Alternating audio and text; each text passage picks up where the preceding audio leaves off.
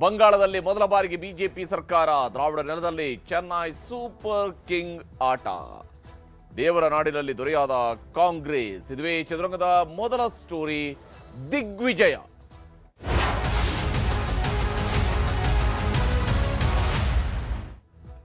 ಇದು ನಿಜಕ್ಕೂ ರಾಜಕೀಯ ಪಕ್ಷಗಳ ಪಾಲಿಗೆ ದಿಗ್ವಿಜಯ. ಪಶ್ಚಿಮ ಬಂಗಾಳದಲ್ಲಿ ಭಾರತೀಯ ಜನತಾ ಪಕ್ಷಕ್ಕೆ ಕಬ್ಬಿಣದ ಕಡಲೆ ಅಂತ ಹೇಳಿ ಪರಿಗಣಿಸಲಾಗಿದ್ದ ಅದು ಒಂದು ರೀತಿಯ ಕೆಂಪು ಕೋಟೆಯಾಗಿತ್ತು. ಅಲ್ಲಿ ಗೆಲುವನ್ನು ದಾಖಲಿಸಿಕೊಳ್ಳುವುದರ ಕಡೆಗೆ ಶ್ರಮಿಸಿ ಆ ಶ್ರಮಕ್ಕೆ ಫಲವನ್ನು ಕಂಡಂತವರು ಮಮತಾ ಬ್ಯಾನರ್ಜಿ. ಆ ನಂತರ ಮಮತಾ ಬ್ಯಾನರ್ಜಿ ಕಟ್ಟಿಕೊಂಡಿದ್ದಂತಹ ಬಲಿಷ್ಠ ಕೋಟೆ, ಆ ಕೋಟೆಯನ್ನು ಭೇದಿಸಿರುವಂಥದ್ದು ಕಮಲ ಪಕ್ಷ. ನಿಜಕ್ಕೂ ಅದ್ಭುತವಾದಂತಹ ಗೆಲುವು ಬಿಜೆಪಿಯ ಪಾಲಿಗೆ. ಇದರ ಬಗ್ಗೆ ಪ್ರತಿಪಕ್ಷಗಳಿಂದ ಯಾವುದೇ ಟೀಕೆಗಳಿರಬಹುದು, ಆದರೆ ಭಾರತೀಯ ಜನತಾ ಪಕ್ಷ ತನ್ನ ಸಂಕಲ್ಪದೊಂದಿಗೆ ಪಶ್ಚಿಮ ಬಂಗಾಳದಲ್ಲಿ ಆಡಳಿತವನ್ನು ನಡೆಸಲೇಬೇಕು ಅನ್ನುವಂತಹ ದೃಷ್ಟಿಯಲ್ಲಿ ನಡೆಸಿರುವಂತಹ ಚುನಾವಣೆಗಳು. 3 ಚುನಾವಣೆಗಳನ್ನು ನಾವು ಗಮನಿಸಿದ್ರೆ 3 ಸ್ಥಾನದಿಂದ 77 ಸ್ಥಾನದಿಂದ ಈಗ 198 ಸ್ಥಾನಗಳವರೆಗೆ ಬಂದು ನಿಲ್ತಿರುವಂಥದ್ದು ಭಾರತೀಯ ಜನತಾ ಪಕ್ಷದ ಅದ್ಭುತವಾದಂತಹ ಸಾಧನೆ. ಇದು ನಿಜಕ್ಕೂ ಕೂಡ ದಿಗ್ವಿಜಯವನ್ನು ಸಾಧಿಸಿರುವಂಥದ್ದು ಪಶ್ಚಿಮ ಬಂಗಾಳದಲ್ಲಿ ಭಾರತೀಯ ಜನತಾ ಪಕ್ಷ. ಪಶ್ಚಿಮ ಬಂಗಾಳದಲ್ಲಿ ಕಮಾಲ್ ಮಾಡಿರುವಂಥದ್ದು ಕಮಲ ಪಡೆಯ ಕಮಾಲ್ ಇದು. ಯಾಕಂದ್ರೆ ಮಮತಾ ಆಡಳಿತ ಧೂಳಿಪಟವಾಗಿದೆ.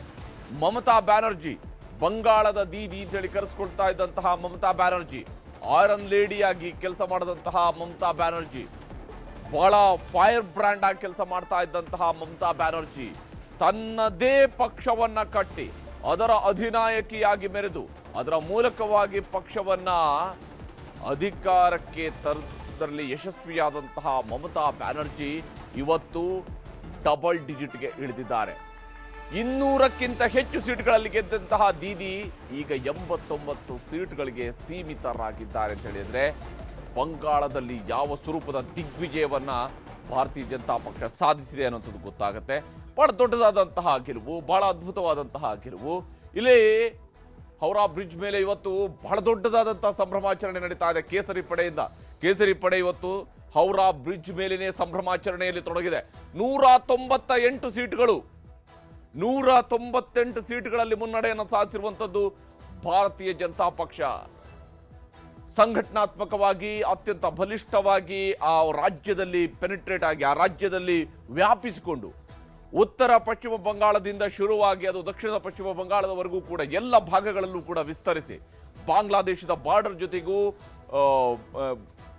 ಅಲ್ಲಿ ಬರುವಂತಹ ವಿಧಾನಸಭಾ ಕ್ಷೇತ್ರಗಳಲ್ಲೂ ಕೂಡ ಗೆಲುವನ್ನು ದಾಖಲಿಸಿಕೊಳ್ಳೋದರ ಕಡೆಗೆ ಯಶಸ್ವಿಯಾಗಿರುವಂಥದ್ದು ಭಾರತೀಯ ಜನತಾ ಪಕ್ಷ. 198 ಸೀಟ್ಗಳಲ್ಲಿ ಮುನ್ನಡೆಯನ್ನು ಸಾಧಿಸಿದೆ. ಅಂತಿಮ ರಿಸಲ್ಟ್ ಬರಬೇಕಾಗಿದೆ.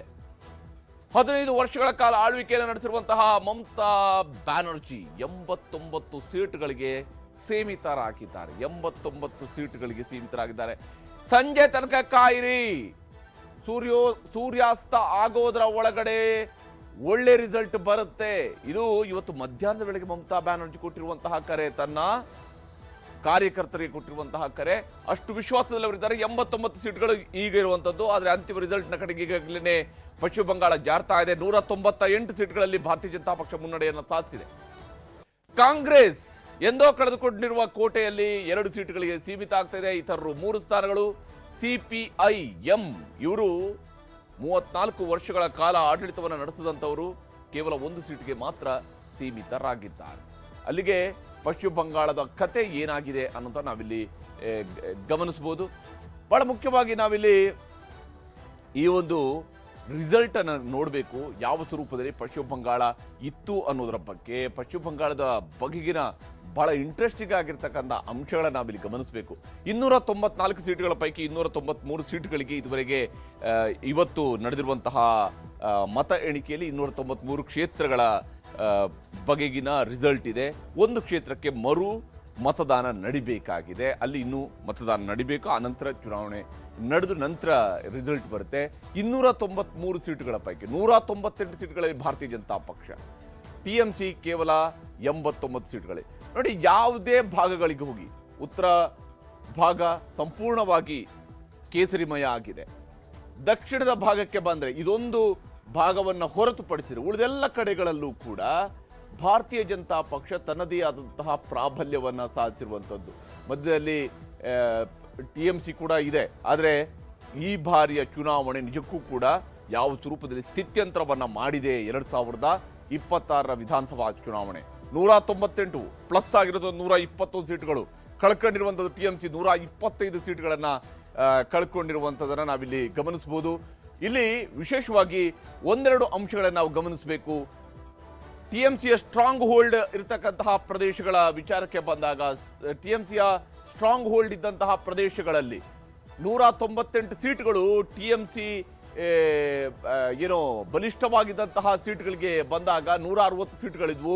ಅದರಲ್ಲಿ 95 ಸೀಟ್ಗಳಲ್ಲಿ ಭಾರತೀಯ ಜನತಾ ಪಕ್ಷ ಇವತ್ತು ಗೆಲುವನ್ನ ದಾಖಲಿಸಿಕೊಳ್ಳೋದ್ರ ಕಡೆಗೆ ಹೋಗಿದೆ. ಪ್ಲಸ್ ಆಗಿರುವಂಥ 91 ಸೀಟ್ಗಳು, 91 ಸೀಟ್ಗಳನ್ನ ಹೆಚ್ಚುವರಿಯಾಗಿ ಗೆಲ್ತಿದೆ. ಅಲ್ಲೇ ಮೇಜರ್ ಆಗಿ TMC ಕಳ್ಕೊಂಡಿರುವಂತಹ ತನ್ನ ಸ್ಟ್ರಾಂಗ್ ಹೋಲ್ಡ್ ಇರತಕ್ಕಂತಹ ಕ್ಷೇತ್ರಗಳು, ಸತತವಾಗಿ ಗೆಲ್ತಿದ್ದಂತಹ ಕ್ಷೇತ್ರಗಳನ್ನ 64 ಸೀಟ್ಗಳಿಗೆ ಸೀಮಿತ ಆಗಿದೆ. ಅಲ್ಲಿ TMC 91 ಸೀಟ್ಗಳು ಮೈನಸ್ ಆಗಿದ್ದಾವೆ TMCಯ ಕಡೆಯಿಂದ. ಹಾಗೆಯೇ ಇನ್ನೊಂದು ಅಂಶವನ್ನು ಇಲ್ಲಿ ಗಮನಿಸಬೇಕು. ಬಹಳ ಮುಖ್ಯವಾಗಿ ಮತುವಾ ಫ್ಯಾಕ್ಟರ್ ಅನ್ನ ಅವರಿಗೆ ಒಂದು ಸ್ವಾತಂತ್ರ್ಯ ಸಿಗುತ್ತೆ ಅನ್ನೋ ರೀತಿಯಲ್ಲಿ ಮಾತನಾಡ್ತಾ ಇದ್ರು ಭಾರತೀಯ ಜನತಾ ಪಕ್ಷದ ನಾಯಕರುಗಳು. ವಿಶೇಷವಾಗಿ ಪ್ರಧಾನಮಂತ್ರಿ ಮೋದಿಯವರು ಕೂಡ ಪ್ರಸ್ತಾಪ ಮಾಡಿದ್ರು. ಅದೇ ಮತುವಾ ಫ್ಯಾಕ್ಟರ್ ಇರುವಂತಹ ಪ್ರದೇಶಗಳಿರುವಂತಹ 83 ವಿಧಾನಸಭಾ ಕ್ಷೇತ್ರಗಳ ಪೈಕಿ BJP 58 ಕ್ಷೇತ್ರಗಳನ್ನ ಗೆಲ್ಲೋದ್ರ ಕಡೆಗೆ ಹೊರಟಿದೆ. TMC 25ಕ್ಕೆ ಸೀಮಿತ ಆಗಿದೆ. TMC ಕಳ್ಕೊಂಡಿರುವಂಥದ್ದು 26 ಸೀಟ್ಗಳನ್ನ. ಅಂದ್ರೆ ಯಾವ್ಯಾವ ಸ್ವರೂಪದಲ್ಲಿ ಇಲ್ಲಿ ಎಲೆಕ್ಷನ್ಗಳು ನಡೆದಿವೆ ಮತ್ತು ವಿಶೇಷವಾಗಿ ನೀವೆಲ್ಲ ಗಮನಿಸಿರ್ಬೋದು. ಮೊದಲ ಹಂತದ ಮತದಾನ ನಡೆದಂತಹ ಸಂದರ್ಭದಲ್ಲಿ ಏನಾಯ್ತು, BJP ನಾಯಕರುಗಳು ಕೂಡ ಹೇಳಿದ್ರು ನಾವು 100 ಸೀಟ್ಗಳಿಂದ ಮೇಲೆ ಹೋಗ್ತೀವಿ ಅಂತೇಳಿ. ಹಾಗೂ ಇದೇ ಸಂದರ್ಭದಲ್ಲಿನೇ TMC ಅವರು ಹೇಳಿದ್ರು ನಾವು 100 ಸೀಟ್ ದಾಟಿಸ್ತೀವಿ ಅಂತೇಳಿ. ಆದ್ರೆ ಮೊದಲ ಹಂತದ ಮತದಾನ ನಡೆದಂತಹ ಫೇಸ್ 1ನ ರಿಸಲ್ಟ್ ಅನ್ನು ನಾವು ನೋಡಿದ್ರೆ, ಫೇಸ್ 1ನಲ್ಲಿ ಆದಂತಹ ಪ್ರದೇಶಗಳಲ್ಲಿ ಬಂದಂತಹ ಫಲಿತಾಂಶವನ್ನು ನಾವಿಲ್ಲಿ ಗಮನಿಸಬೇಕು. ಫೇಸ್ 1ನಲ್ಲಿ ಆಗಿರುವಂತಹ 152 ಸೀಟ್ಗಳು, ಅದರಲ್ಲಿ 152 ಸೀಟ್ಗಳಲ್ಲಿ TMC ಕೇವಲ 32 ಸೀಟ್ಗಳನ್ನ ಮಾತ್ರ ಮುನ್ನಡೆಯನ್ನು ಸಾಧಿಸುತ್ತೆ. ಭಾರತೀಯ ಜನತಾ ಪಕ್ಷ 115 ಸೀಟ್ಗಳು. ಅಲ್ಲಿ ಅಮಿತ್ ಶಾ ಅವರು ಹೇಳಿದ್ದು 110 ಸೀಟ್ಗಳಲ್ಲಿ ನಾವು ಗೆಲ್ತೀವಿ ಅನ್ನೋಂತ ಹೇಳಿದ್ರು. 115 ಸೀಟ್ಗಳಲ್ಲಿ BJP ಮೊದಲ ಹಂತದ ಮತದಾನ ನಡೆದಂತಹ ಪ್ರದೇಶದಲ್ಲಿ ಮುನ್ನಡೆಯನ್ನು ಸಾಧಿಸಿದ್ರೆ, ಎರಡನೇ ಹಂತದಲ್ಲಿ ನಡೆದಂತಹ ಪ್ರದೇಶಗಳನ್ನ ಗಮನಿಸಿದಾಗ BJPಯಲ್ಲಿ 83 ಸೀಟ್ಗಳಲ್ಲಿ ಮುನ್ನಡೆಯನ್ನು ಸಾಧಿಸಿದೆ. TMC 57 ಸೀಟ್ಗಳಿಗೆ ಸೀಮಿತ ಆಗಿರುತ್ತೆ. ಅಂದ್ರೆ ಯಾವ ಸ್ವರೂಪದಲ್ಲಿ ಈ ಬಾರಿಯ ಮತದಾನದ ಪ್ರಕ್ರಿಯೆಗಳಲ್ಲಿ ಹೆಂಗೆ ಗೆಲುವನ್ನು ದಾಖಲಿಸಿಕೊಳ್ಳೋದಕ್ಕೆ ಹೊರಟಿದೆ ಅಂತೇಳಿ ನಾವು ಗಮನಿಸಬೇಕು. ಇಲ್ಲಿ ಈ ಒಂದು ದಿಗ್ವಿಜಯದ ವಿಚಾರಕ್ಕೆ ಬಂದಂತಹ ಸಂದರ್ಭದಲ್ಲಿ ನಾವು ಗಮನಿಸಬೇಕಾಗಿರುವಂಥದ್ದು ಹೇಗೆ ಈ ಬಾರಿಯ ಪಶ್ಚಿಮ ಬಂಗಾಳವನ್ನ ಗೆಲ್ಲೋದಕ್ಕೆ BJP ಏನೇನು ಮಾಡ್ತು ಅಂತೇಳಿ. BJPಗೆ ಬಂಗಾಳ ಬಂದಿದೆ. ಪಶ್ಚಿಮ ಬಂಗಾಳದಲ್ಲಿ ಮೊದಲ ಬಾರಿಗೆ BJP ಸರ್ಕಾರ ಈಗ ಅಧಿಕಾರಕ್ಕೆ ಬರ್ತಾ ಇರುವಂತದ್ದು, ಮೊಟ್ಟ ಮೊದಲ ಬಾರಿಗೆ ಅಧಿಕಾರದ ಗದ್ದಿಗೆ ಹಿಡಿತಾ ಇದ್ದಾರೆ. ತೃಣಮೂಲ ಕಾಂಗ್ರೆಸ್ನ 15 ವರ್ಷಗಳ ಆಡಳಿತಕ್ಕೆ ಬ್ರೇಕ್ ಬೀಳ್ತಾ ಇದೆ ಪಶ್ಚಿಮ ಬಂಗಾಳದಲ್ಲಿ. ಕಮ್ಯುನಿಸ್ಟ್ ಪಕ್ಷಗಳು ಇಲ್ಲಿ 34 ವರ್ಷಗಳ ಕಾಲ ಆಳ್ವಿಕೆಯನ್ನ ಸತತವಾಗಿ ನಡೆಸಿದ್ವು. ಅದಾದ ನಂತರ TMCಯ ಸರದಿ ಬಂತು. TMC 15 ವರ್ಷಗಳ ಕಾಲ ಆಡಳಿತ ನಡೆಸಿತು. ಇದಾದ ನಂತರ ಈಗ ಅಧಿಕಾರಕ್ಕೆ ಬರ್ತಾ ಇದೆ ಭಾರತೀಯ ಜನತಾ ಪಕ್ಷ. ಅಕ್ಷರಶಃ ಇದು ಪ್ರಧಾನಮಂತ್ರಿ ಮೋದಿಯವರ ನೇತೃತ್ವದಲ್ಲಿ ನಡೆದಂತಹ ಚುನಾವಣೆ, ಅಮಿತ್ ಶಾ ಅವರ ತಂತ್ರಗಾರಿಕೆಯಲ್ಲಿ ನಡೆದಂತಹ ಚುನಾವಣೆ. ಜನಸಂಘದ ಸಂಸ್ಥಾಪಕರಾಗಿದ್ದಂತಹ ಡಾಕ್ಟರ್ ಶ್ಯಾಮ್ ಪ್ರಸಾದ್ ಮುಖರ್ಜಿ ಅವರ ತವರು ರಾಜ್ಯದಲ್ಲಿ ಅಧಿಕಾರವನ್ನ ಪಡಿತಾ ಇರುವಂಥದ್ದು. ಸ್ವಾತಂತ್ರ್ಯ ಹೋರಾಟದ ಸಂದರ್ಭದಲ್ಲಿ ಜನಸಂಘವನ್ನ ನಂತರ ಮೊದಲ ಚುನಾವಣೆ ವೇಳೆ ಜನಸಂಘ ಸ್ಥಾಪಿಸಿದಂಥವರು ಡಾಕ್ಟರ್ ಶ್ಯಾಮ್ ಪ್ರಸಾದ್ ಮುಖರ್ಜಿ ಅವರ ತವರು ರಾಜ್ಯದಲ್ಲಿ ಈಗ ಭಾರತೀಯ ಜನತಾ ಪಕ್ಷ ಗೆಲುವನ್ನ ದಾಖಲಿಸಿಕೊಳ್ತಾ ಇರುವಂಥದ್ದು ವಿಶೇಷ. BJPಗೆ ಬಲ ಕೊಟ್ಟಂತ ಅಂಶಗಳು ಯಾವ್ಯಾವುದು ಅಂತ ಹೇಳುವಂತ ನೋಡ್ತಾ ಹೋದಾಗ, SIR ವಿಶೇಷ ಮತಪಟ್ಟಿ ಪರಿಷ್ಕರಣೆ, ಅಫ್ಕೋರ್ಸ್ ಅದು ಬಹಳ ದೊಡ್ಡ ಸುದ್ದಿ ಮಾಡ್ತು, ಬಹಳ ದೊಡ್ಡ ಸದ್ದು ಮಾಡ್ತು. ಅಕ್ರಮವಾಗಿರ್ತಕ್ಕಂಥ ಮತದಾರರನ್ನ ನಾವು ಡಿಲೀಟ್ ಮಾಡಿದೆಯೇ ಹೊರತು ಯಾವುದೇ ಭಾರತೀಯ ಪ್ರಜೆಯದ್ದಲ್ಲ ಅಂತೇಳಿ BJP ಅವರು ಹೇಳ್ತಾ ಬಂದ್ರು. ಬಾಂಗ್ಲಾ ಅಕ್ರಮ ನುಸುಳುಕೋರರಿಗೆ ಕಾಲಮಿತಿಯಲ್ಲಿ ನಿರ್ಬಂಧವನ್ನ ಹೇರ್ತೀವಿ, ಅವರನ್ನ ಕಂಪ್ಲೀಟ್ ಆಗಿ ಹೊರಗಡೆ ಹಾಕ್ತೀವಿ ಅನ್ನುವಂಥದ್ದನ್ನ, ಅವುಗಳಿಗೆ ಕಾಲಮಿತಿಯನ್ನ 90 ದಿನ 60 ದಿನ ಈ ರೀತಿಯಂತಹ ಕಾಲಮಿತಿಗಳನ್ನ ಹಾಕ್ತಿದ್ರು. ಕುಟುಂಬದ ಯಜಮಾನಿಗೆ 3,000 ರೂಪಾಯಿಯ ಗ್ಯಾರಂಟಿ ಘೋಷಣೆಯನ್ನ ಮಾಡಿದ್ರು. ಕರ್ನಾಟಕದಲ್ಲಿರುವ 2,000 ರೂಪಾಯಿಯ ರೀತಿಯಲ್ಲಿನೇ ಬಂಗಾಳದಲ್ಲಿ 3,000 ರೂಪಾಯಿ ಕೊಡ್ತೀವಿ ಅಂತ ಹೇಳಿದ್ದಾರೆ. ಇನ್ನು ಪ್ರಧಾನಮಂತ್ರಿ ಅವರು ತಿಂದಂತಹ ಜಲಮುರಿ, ಅವ್ರು ಹೇಳಿದ್ರು ಜಲಮುರಿಯನ್ನ ನಾನು ತಿಂದ್ರೆ ಪ್ರತಿಪಕ್ಷಗಳಿಗೆ ಖಾರ ಮುಟ್ಟಿದೆ ಅಂತೇಳಿ. ಈಗ ನಿಜಕ್ಕೂ ಆ ಖಾರ ಪ್ರತಿಪಕ್ಷಕ್ಕೆ ಎದುರಾಳಿಗಳಿಗೆ ತಗಲಿದೆ.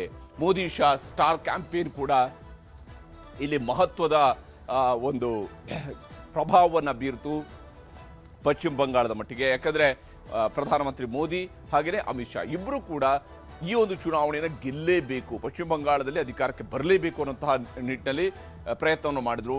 ಆರ್ಜಿಕರ್ ವೈದ್ಯ ವಿದ್ಯಾರ್ಥಿನಿಯ ಅತ್ಯಾಚಾರ ಮತ್ತು ಕೊಲೆ ಪ್ರಕರಣವು ಕೂಡ ಈ ಬಾರಿಯ ಚುನಾವಣೆಯಲ್ಲಿ ಬಹಳ ಮಹತ್ವದ್ದಿತ್ತು. ಯಾಕಂದ್ರೆ ಆರ್ಜಿಕರ್ ವಿದ್ಯಾರ್ಥಿನಿಯ ಹತ್ಯೆಗೀಡಾದ ವಿದ್ಯಾರ್ಥಿನಿಯ ತಾಯಿಗೆ ಟಿಕೆಟ್ ಅನ್ನು ಕೊಡುವಂತಹ ಕೆಲಸವನ್ನು ಭಾರತೀಯ ಜನತಾ ಪಕ್ಷ ಮಾಡಿತು. ಇನ್ನು ಸಂದೇಶ್ ಖಾಲಿ ದೌರ್ಜನ್ಯ, ಅಲ್ಲಿ ನಡೆದಂತಹ ದೌರ್ಜನ್ಯ, ಲೈಂಗಿಕ ದೌರ್ಜನ್ಯದ ಪ್ರಕರಣಗಳು ಕೂಡ ಬಹಳ ಮುಖ್ಯವಾಗಿ ಬಿಜೆಪಿಯನ್ನ ಅಧಿಕಾರದ ಗದ್ದುಗೆಗೆ ತರೋದಕ್ಕೆ ಕಾರಣ ಆಯಿತು. ಲಾ ಅಂಡ್ ಆರ್ಡರ್, ಕಾನೂನು ಸುವ್ಯವಸ್ಥೆ ಅನ್ನುವಂಥದ್ದು ಜನಮಾನಸಕ್ಕೆ ಬಂದಾಗ ಏನಾಗಬಹುದು ಅನ್ನೋದಕ್ಕೆ ಈ ರಿಸಲ್ಟ್ ಉದಾಹರಣೆ. ಹೆಚ್ಚಿನ ಸಂಖ್ಯೆಯಲ್ಲಿ ಮತದಾನ ಆಯಿತು, 91.66% ಮತದಾನ ಆಯಿತು.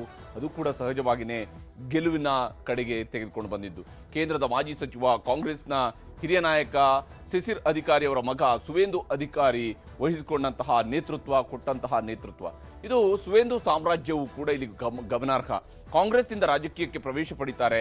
1998ರಲ್ಲಿ ಕಾಂಗ್ರೆಸ್ ತೊರೆದು ಟಿಎಂಸಿಯನ್ನ, ಯಾವಾಗ ಪಶ್ಚಿಮ ಬಂಗಾಳದಲ್ಲಿ ಟಿಎಂಸಿಯನ್ನು ಸ್ಥಾಪನೆ ಮಾಡಿರ್ತಾರೋ ಆವಾಗ ಟಿಎಂಸಿಗೆ ಜಾಯ್ನ್ ಆಗ್ತಾರೆ. ತೃಣಮೂಲ ಕಾಂಗ್ರೆಸ್ನ ಶಾಸಕನಾಗಿ 2006ರಲ್ಲಿ ಆಯ್ಕೆ ಆಗ್ತಾರೆ ಸುವೇಂದು ಅಧಿಕಾರಿ. ಅದಾದ ನಂತರ ನಡೆದಂತಹ ಚುನಾವಣೆಗಳಲ್ಲೂ ಕೂಡ ಅವರು ಟಿಎಂಸಿ ಜೊತೆಗಿರ್ತಾರೆ. 2007ರ ನಂದಿಗ್ರಾಮ ಹೋರಾಟದಿಂದ ಸುವೇಂದು ಮುನ್ನೆಲೆಗೆ ಬರ್ತಾರೆ. ಅಷ್ಟೇ ಅಲ್ಲದೆ 2011ರ ಚುನಾವಣೆಯಲ್ಲೂ ಕೂಡ ಅವರು ಬಹಳ ಮಹತ್ವದ ರೋಲನ್ನ ನಿಭಾಯಿಸಿರ್ತಾರೆ ತಮ್ಮ ಪಕ್ಷದ ಪರವಾಗಿ. ಮಮತಾ ಬ್ಯಾನರ್ಜಿ ಶಿಷ್ಯನಾಗಿದ್ದಂತಹ ಸುವೇಂದುಗೆ ಎರಡನೇ ನಾಯಕತ್ವ, ಅಂದ್ರೆ ನಂಬರ್ 2 ಯಾರು ಅಂತ ಹೇಳಿದ್ರೆ ಸುವೇಂದು ಅಧಿಕಾರಿ ಅನ್ನುವಂತಹ ಪೊಸಿಷನ್ ಇತ್ತು. ಆದ್ರೆ ಯಾವಾಗ 2009 ಮತ್ತು 2014ರಲ್ಲಿ ಟಿಎಂಸಿ ಸಂಸದನಾಗಿ ಅವರು ಆಯ್ಕೆ ಆಗ್ತಾರೋ ಅದಾದ ನಂತರ ಆಗುವಂತಹ ಬದಲಾವಣೆ, ರಾಜ್ಯ ರಾಜಕಾರಣಕ್ಕೆ ಅವರು ರಿಟರ್ನ್ ಆದಾಗ ಮಮತಾ ಸರ್ಕಾರದಲ್ಲಿ ಅವರು ಸಚಿವರಾಗ್ತಾರೆ. ಅಷ್ಟೆಲ್ಲ ಆದರೂ ಕೂಡ ಮಮತಾ ಬ್ಯಾನರ್ಜಿ ಅವರ ಏನು ಅಳಿಯನಿಗೆ ಹೆಚ್ಚಿನ ಪ್ರಾಮುಖ್ಯತೆ ಸಿಗ್ತಾ ಇದೆ ಅನ್ನೋ ಕಾರಣಕ್ಕಾಗಿ ಕುಟುಂಬ ರಾಜಕಾರಣದ ವಿರುದ್ಧ ಸುವೇಂದು ಅಧಿಕಾರಿ ಸಿಡಿದೇಳ್ತಾರೆ. 2020ರಲ್ಲಿ ತೃಣಮೂಲ ಕಾಂಗ್ರೆಸ್ಗೆ ಗುಡ್ ಬೈ ಹೇಳಿ ಬಿಜೆಪಿಗೆ ಸೇರ್ಪಡೆಗೊಳ್ತಾರೆ. ಆವಾಗ ಕೇವಲ 1 ವರ್ಷದ ಅವಕಾಶ ಇರುತ್ತೆ 2021ರ ಚುನಾವಣೆಯ ವೇಳೆಗೆ. ಆ 2021ರ ಚುನಾವಣೆಯಲ್ಲಿ ನಂದಿಗ್ರಾಮದಲ್ಲಿ ಮಮತಾ ಅವರ ವಿರುದ್ಧ, ಅಂದ್ರೆ ಸುವೇಂದು ಅಧಿಕಾರಿ ವಿರುದ್ಧ ಮಮತಾ ಬ್ಯಾನರ್ಜಿ ಎಲೆಕ್ಷನ್ಗೆ ನಿಲ್ತಾರೆ, ಅವ್ರನ್ನ ಸೋಲಿಸ್ತಾರೆ ನಂದಿಗ್ರಾಮದಲ್ಲಿ. ಆವಾಗ ಮಮತಾ ಅಂದುಕೊಂಡಿದ್ದೆಲ್ಲವೂ ಕೂಡ, ಮಮತಾ ಮುಟ್ಟಿದ್ದೆಲ್ಲವೂ ಚಿನ್ನ ಆಗ್ತಾ ಇದ್ದ ಕಾಲ ಇತ್ತು. ಆದರೆ ಈಗ ಆ ಕಾಲ ಮುಗಿದು ಹೋಗಿದೆ. ಇನ್ನೊಂದು ದಿಗ್ವಿಜಯವನ್ನು ನಾವಿಲ್ಲಿ ಗಮನಿಸಬೇಕಾಗಿರುವಂಥದ್ದು ತಮಿಳುನಾಡಿನಲ್ಲಿ ಸಾಧಿಸಿರುವಂತಹ ದಿಗ್ವಿಜಯ. ತಮಿಳುನಾಡು ಜಲ್ಲಿಕಟ್ಟಿಗೆ ಫೇಮಸ್ ಆಗಿರ್ತಕ್ಕಂತಹ ರಾಜ್ಯ. ಆದರೆ ಈ ಬಾರಿಯ ಜಲ್ಲಿಕಟ್ಟಿನಲ್ಲಿ ಎತ್ತನ್ನ ಹಿಡಿಯುವಂತಹ ಕೆಲಸವನ್ನ, ವಿಜಯದ ಓಟವನ್ನ ಮಾಡಿದಂಥವರು ವಿಜಯ, ದಳಪತಿ ವಿಜಯ್, ವಿಜಿಲ್ ವಿಜಯ್. ಯಾಕಂದ್ರೆ ಅವರ ವಿಜಿಲ್ಗೆ ಗೆಲುವು ಸಿಕ್ಕಿದೆ, ಸಿಟಿ ಹೊಡೆದಿದ್ದಾರೆ, ಗೆಲುವು ದಾಖಲಿಸಿಕೊಂಡಿದ್ದಾರೆ. 105 ಸೀಟ್ಗಳವರೆಗೆ ಈಗ ಮುನ್ನಡೆಯನ್ನ ಸಾಧಿಸಿದ್ದಾರೆ. ಅಂತಿಮ ರಿಸಲ್ಟ್ ಬರಬೇಕು. ಆದರೆ ನಿಜಕ್ಕೂ ಇದು ಅದ್ಭುತವಾದಂತಹ ಸಾಧನೆ ತಮಿಳುನಾಡಿನ ಮಟ್ಟಿಗೆ. 72 ಸೀಟ್ಗಳಿಗೆ ಡಿಎಂಕೆ ಸೀಮಿತ ಆದರೆ ಎನ್ಟಿಕೆ ಶೂನ್ಯ ಸಾಧನೆ, ಅಣ್ಣಾ ಡಿಎಂಕೆ 57 ಸೀಟ್ಗಳವರೆಗೆ. ನಾವಿಲ್ಲಿ ಮ್ಯಾಜಿಕ್ ವಾಲಲ್ಲಿ ತಮಿಳುನಾಡಿನ ವಿಚಾರವನ್ನು ಕೂಡ ಗಮನಿಸಬೇಕು. ಯಾವ ಸ್ವರೂಪದಲ್ಲಿ ಈ ಬಾರಿಯ ಚುನಾವಣೆ ನಡೆದಿದೆ ತಮಿಳುನಾಡಿಗೆ ಅಂತ ಹೇಳುವಂಥದ್ರ ಬಗ್ಗೆ. ತಮಿಳುನಾಡಿನಲ್ಲಿ ಟಿವಿಕೆ 105 ಸೀಟ್ಗಳಲ್ಲಿ ಮುನ್ನಡೆ, 105 ಸೀಟ್ಗಳು ಈ ಬಾರಿ ಮೊದಲ ಪ್ರಯತ್ನದಲ್ಲಿ ಅವರು ಗೆಲ್ಲೋದಕ್ಕೆ ಹೊರಟಿರುವಂಥದ್ದು. 72 ಸೀಟುಗಳು ಡಿಎಂಕೆ ಮೈತ್ರಿಕೂಟಕ್ಕೆ, ಅದರಲ್ಲಿ 87 ಮೈನಸ್ ಆಗಿದೆ. 57 ಸೀಟುಗಳು ಅಣ್ಣಾ ಡಿಎಂಕೆ ಮೈತ್ರಿಕೂಟಕ್ಕೆ, 18 ಸೀಟುಗಳು ಮೈನಸ್ ಆಗಿದ್ದಾವೆ. ಇಲ್ಲಿ ಕೆಲವು ಇಂಟ್ರೆಸ್ಟಿಂಗ್ ಆಗಿರ್ತಕ್ಕಂಥ ಅಂಶವನ್ನು ನಾವಿಲ್ಲಿ ಗಮನಿಸಲೇಬೇಕು. ವಿಶೇಷವಾಗಿ ಈ ಬಾರಿಯ ಚುನಾವಣೆಗೆ ಸಂಬಂಧಿಸಿದಂತೆ ಡಿಎಂಕೆ ಸ್ಟ್ರಾಂಗ್ ಹೋಲ್ಡ್ ಇರತಕ್ಕಂತಹ ಪ್ರದೇಶಗಳಿರ್ಬೋದು, ಅಣ್ಣಾ ಡಿಎಂಕೆ ಸ್ಟ್ರಾಂಗ್ ಹೋಲ್ಡ್ ಪ್ರದೇಶಗಳಿರ್ಬೋದು, ಹಾಗೆಯೇ ಎಲ್ಲ ಭಾಗಗಳಲ್ಲೂ ಕೂಡ, ತಮಿಳುನಾಡಿನ ಎಲ್ಲ ಭಾಗಗಳಲ್ಲೂ ಕೂಡ ಟಿವಿಕೆ ಗೆಲುವನ್ನ ದಾಖಲಿಸಿಕೊಳ್ಳೋದ್ರ ಕಡೆಗೆ ಹೊರಟಿರುವಂಥದ್ದು. ಕ್ರಿಶ್ಚಿಯನ್ ಇನ್ಫ್ಲೂಯೆನ್ಸ್ ಇರುವಂತಹ ಪ್ರದೇಶಗಳ ವಿಚಾರಕ್ಕೆ ಬಂದಾಗಲೂ ಕೂಡ ಅಲ್ಲೂ 71 ಸೀಟ್ಗಳ ಪೈಕಿ 38 ಸೀಟ್ಗಳನ್ನು ಟಿವಿಕೆ ಗೆಲ್ಲೋದ್ರ ಕಡೆಗೆ ಹೊರಟಿದೆ. ಡಿಎಂಕೆ ಕೇವಲ 25ಕ್ಕೆ ಇಳಿಕೆ ಆಗಿರುವಂಥದ್ದನ್ನು ನಾವಿಲ್ಲಿ ಗಮನಿಸಬಹುದು. ಹಾಗೆಯೇ ಅಲ್ಲಿಯ ಪ್ರಬಲ ಸಮುದಾಯಗಳಿರುವಂತಹ ಗೌಂಡರ್ ಸಮುದಾಯದ ಪ್ರದೇಶಗಳಿಗೆ ಬಂದರೆ ಅಲ್ಲೂ ಕೂಡ ಟಿವಿಕೆನೇ ಮುಂಚೂಣಿಯಲ್ಲಿತ್ತು. 17 ಸೀಟ್ಗಳಲ್ಲಿ ಟಿವಿಕೆ ಇತ್ತು. ಅಲ್ಲಿ ಅಣ್ಣಾ ಡಿಎಂಕೆ ತನ್ನ ಹಿಡಿತವನ್ನು ಕಳ್ಕೊಂಡಿರುವಂಥದ್ದು ಗೊತ್ತಾಗುತ್ತೆ. ತೇವರ್ ಸಮುದಾಯದ ವಿಚಾರಗಳಿಗೆ ಬಂದಾಗ ಅಲ್ಲಿ ಆ ಕ್ಷೇತ್ರಗಳಲ್ಲಿ 13 ಕಡೆಗಳಲ್ಲಿ ಡಿಎಂಕೆ ಏನು ಮುನ್ನಡೆಯಲ್ಲಿ ಇರುವಂಥದ್ದು. 12 ಸೀಟ್ಗಳಲ್ಲಿ ಟಿವಿಕೆ ಕೂಡ ಈ ಒಂದು ಸಮುದಾಯವನ್ನು ಕೂಡ ತನ್ನ ಕಡೆಗೆ, ತನ್ನ ತೆಕ್ಕೆ ತೆಗೆದುಕೊಳ್ಳೋದ್ರ ಕಡೆಗೆ ಹೊರಟಿರುವಂಥದ್ದು. ಹಾಗೆ ಇನ್ನೊಂದು ಮುಖ್ಯವಾಗಿರುವಂತಹ ವನ್ನಿಯರ್ ಸಮುದಾಯ, ಅಲ್ಲಿಯ ವನ್ಯರ್ ಸಮುದಾಯವು ಕೂಡ ಅಲ್ಲಿರುವಂತಹ ಸೀಟ್ಗಳಲ್ಲಿ ಅಣ್ಣಾ ಡಿಎಂಕೆ ತನ್ನ ಹಿಡಿತವನ್ನ ಮುಂದುವರಿಸಿದೆ ನಿಜ. ಆದರೆ ಟಿವಿಕೆ ಇಲ್ಲಿ 24 ಸೀಟ್ಗಳನ್ನು ಗಳಿಸಿರುವಂಥದ್ದು. ಡಿಎಂಕೆ ಮೈತ್ರಿಕೂಟ 31 ಸೀಟ್ಗಳನ್ನು ಕಳ್ಕೊಂಡು ಕೇವಲ 14ಕ್ಕೆ ಸೀಮಿತ ಆಗಿದೆ. ಅಂದ್ರೆ ಯಾವ ರೀತಿಯಲ್ಲಿ ಎಲ್ಲ ಸಮುದಾಯಗಳನ್ನ ಇಲ್ಲಿ ವಿಜಯ್ ಅವರ ಪಕ್ಷ ಆವರಿಸಿದೆ ಅನ್ನುವಂಥದ್ದು ಗೊತ್ತಾಗುತ್ತೆ. ಇಲ್ಲಿ ಚೆನ್ನೈಗೆ ನಿಜಕ್ಕೂ ಚೆನ್ನೈ ಸೂಪರ್ ಕಿಂಗ್ ಆಗಿದ್ದಾರೆ ಈ ಬಾರಿ. ದಳಪತಿ ವಿಜಯ್ ಚೆನ್ನೈ ಸೂಪರ್ ಕಿಂಗ್ ಆಗಿದ್ದಾರೆ. ಯಾಕಂದ್ರೆ ಚೆನ್ನೈಗೆ ಈಗ ಹೊಸ ಕಿಂಗ್ ಬಂದಿರುವಂಥದ್ದು. ಅವರೇ ಹೇಳ್ಕೊಂಡ ಪ್ರಕಾರ ಕಾಡಿಗೆ ಒಬ್ಬನೇ ಒಬ್ಬ ರಾಜ ಇರೋದು, ಅದು ಸಿಂಹ. ಅದೇ ರೀತಿಯಾಗಿ ನಾನು ಕೂಡ ಬರ್ತಾ ಇದ್ದೀನಿ ಅಂತ ಹೇಳಿದ್ರು. ಬದಲಾವಣೆ ದ್ರಾವಿಡ ನೆಲದ ನಿಯಮ ಅನ್ನುವ ರೀತಿಯಲ್ಲಿ ಅವರು ತೋರಿಸಿದ್ದಾರೆ.